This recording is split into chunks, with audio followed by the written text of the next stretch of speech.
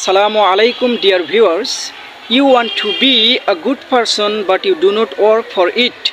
So learn from graves. Look at these graves.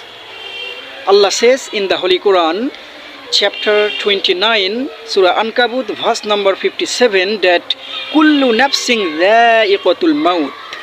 Every soul has to taste death. Hey brother, what are you doing here? তুমি এখানে কি করতেছো? আমি এখানে আমার বাবার কবর দেখতে এসেছি। তোমার বাবার কবর দেখতে এসেছো? জি।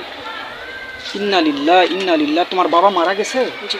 তোমার নাম কি? What's your name? Mohammad Rasif ইকতিসাম Mahdi. Mahdi. G. His name is Mahdi. His father died many years ago. Inna lillah, this is a very sad news for us. We will pray for your father. Ya Allah, please accept his father in paradise. Say Allahumma amin. Allahumma amin. Allahumma amin.